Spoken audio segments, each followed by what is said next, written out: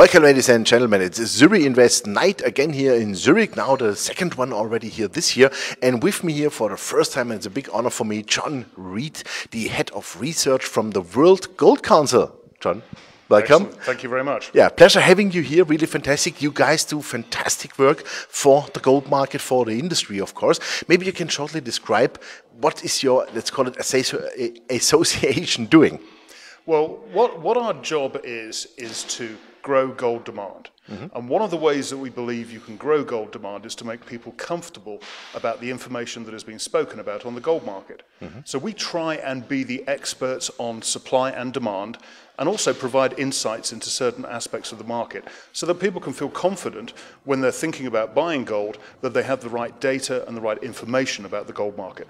So that means like you are like a full information service provider, but we cannot trade gold through your platform, right? No, you can't. Yeah. We are owned by the mining companies. We're not there to trade gold ourselves, but we're there to facilitate this knowledge, to give people the information and the confidence, and they can then go and trade gold however they like. We're neutral as to how they express their views, whether it's bar on coins or via ETFs or metal accounts. We're not going to tell people how to buy gold or where to buy gold. We're just trying to make the case why they should consider it as part of their portfolio. Absolutely, yeah. Well, insurance-wise, safe haven, we all know those things like. But what I wanted to ask you, for me, the trading in gold the last years is a little bit strange because I'm personally owning gold physical, of course. I own mining stocks, yeah. But I had the feeling it should be high. Of course, you are not allowed to do any forecast, that's for sure. But for me, it was like, let's take the last week, for example. We went 1305 down to 1296. Again, 1305 down 1298. This is to me a little bit strange trading. Maybe can you comment a bit on, like, do you have some thoughts on that? Yes, I mean, I spend a lot of time looking at the gold price, where it is now, what's driving it. I've done that for the last 30 years, more or less, with my background. If I look at the market at the moment, the biggest driver seems to be two things, really. First of all is the US dollar, and secondly is real US interest rates. And if I look at the gold price with the background of real interest rates and the US dollar, I don't find anything particularly strange about the movements that are taking place. There's a couple of things I'd say as well as the drivers from the financial markets, so US interest rates, the strength of the US dollar, etc. The other factors that are really important in the gold market are the physical markets. We look at fundamental demand, and in that context, India and China are really important. They make up about 50% of the physical markets, but other markets are important too. And if I look at the strength of the physical markets, and we produce a document called Gold Demand Trends every quarter, as I've been editing it and signing it off in the last couple of quarters, it's been quite apparent that, you know, the market's okay, the market's reasonable, but it's certainly not super strong. So if you add these things together with the fact that the physical market is in good shape, but not super strong, and the fact that the Fed's hiking interest rates and the US dollar, when it's strong, weighs upon gold, I actually find the gold price to be explainable in terms of where it is at the moment. So let's call it like fair priced. Yeah, there's nothing really suspicious in the gold market that I can point my finger to and say, I'm surprised it's not higher. Okay, great.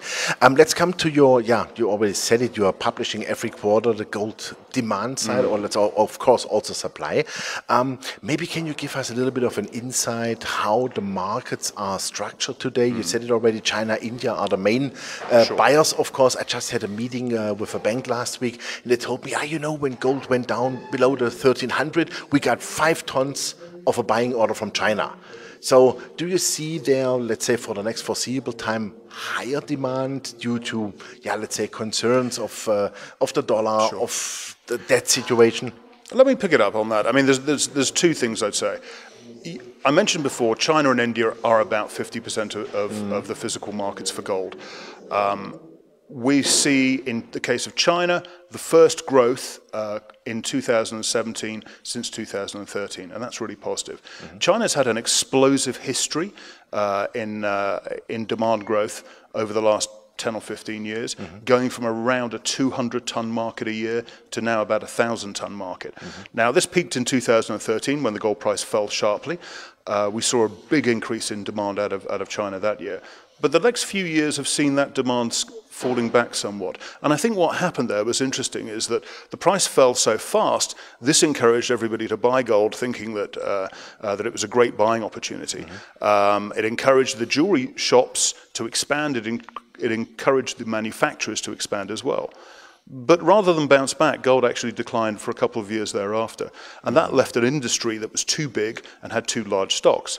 Those stocks have been worked off now. We've seen closures of some jewelry companies and some jewelry stores, and now the market is perhaps in a much better balanced manner.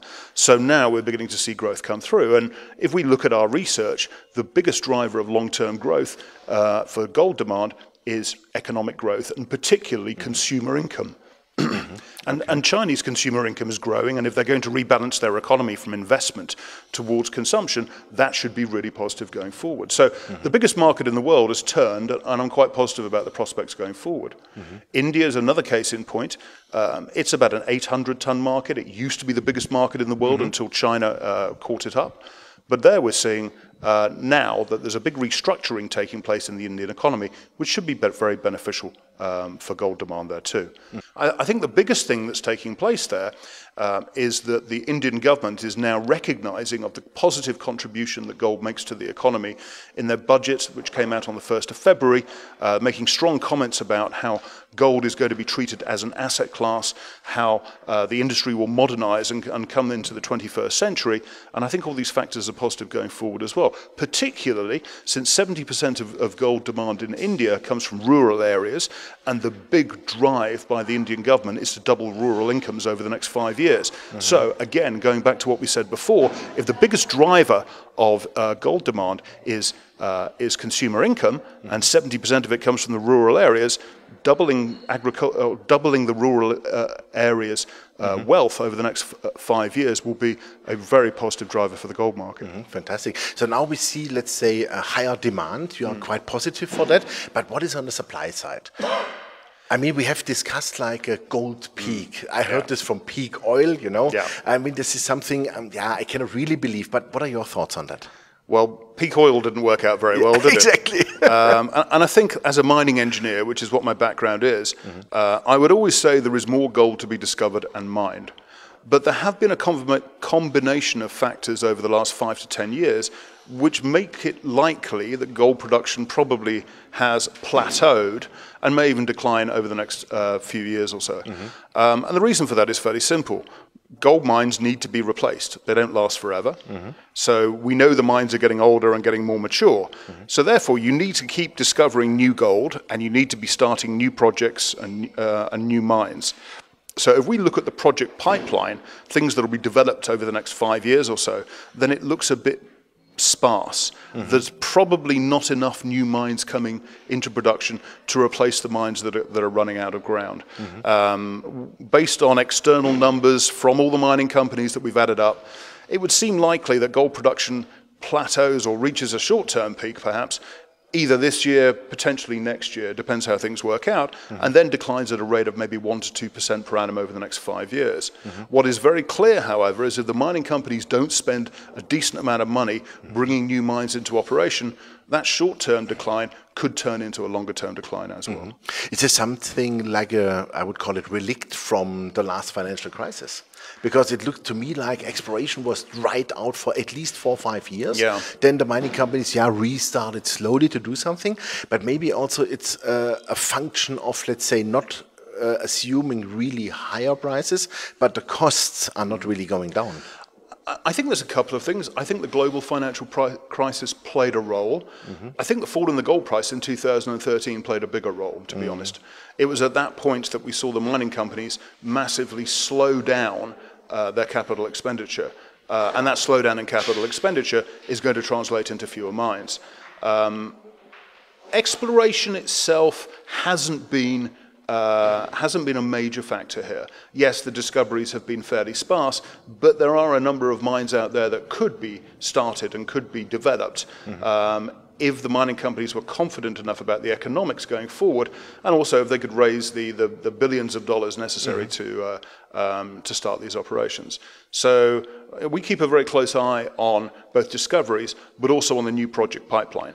And it's fair to say that there are some new operations coming along, but not enough. And we would need to see, I think, the industry spending quite a bit more money to replace the reserves that they're depleting at the moment. How do you see for the future, let's say, for the importance of new mines, like political uncertainty, like in countries like Africa or Latin America, let's call it Bolivia, Venezuela, etc. Sure. Does this also play a heavy role for future supply? It absolutely does. If I look at some of the successes in expanding production that have taken place in the last 10 or 15 years, they've been in Africa, they've been in Latin America, they've been in the former Soviet Union. And most of those areas now are looking a lot more difficult to operate in than they were before. So we've seen, to a certain extent, mining companies go back to safer jurisdictions. So North America, Australia, certainly, has seen a lot more concentration than it would have done, say, 10 years ago. And China, which has been a very large source of supply growth, and Russia as well, also continue to be places where the Chinese and Russian companies are comfortable in operating. But in terms of Africa and much of Latin America and much of the former Soviet Union, yeah, those countries look a bit difficult at the moment. Last question, I'm not sure if you can answer that, but I'm interested in the Chinese physical gold. They officially told us it's like 1,860 tons. Something like that, yeah. Do you believe in that? I do. I mean, I think that there's a lot of gold in China. Most of it's owned by individuals rather than the official sector. And since the Chinese have started declaring their gold reserves each month, I see no reason to believe that they're not telling the truth. I mean, to be frank, we believe every other central bank when they disclose their gold holdings each month. Why should we distrust China? That's right. It also fits, it's fair to say as well, it fits with the conversations that we have in country, in China, both with the official sector, but also with the traders in there and monitoring the flows that come in and out of China. So again, I don't think there is a massive stock of unreported central bank gold holdings there that we're not aware of. Okay, perfect. Hey, John, thank you very much. It was really interesting to get this insight here. No, thank you. And please keep the good work going on, because I really enjoy reading your reports. Well, one to watch out for is later this week we're publishing an in-depth piece on the Chinese jewelry market.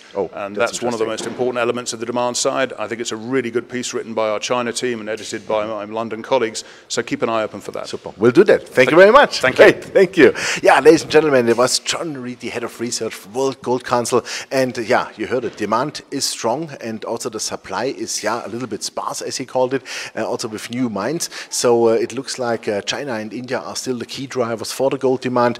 And really, check out World Gold Council's website. The reports are phenomenal. They are writing. You really should be a member there and really should subscribe for the reports. It's great work what John's team is doing. So thanks for watching us. Bye-bye from Zurich.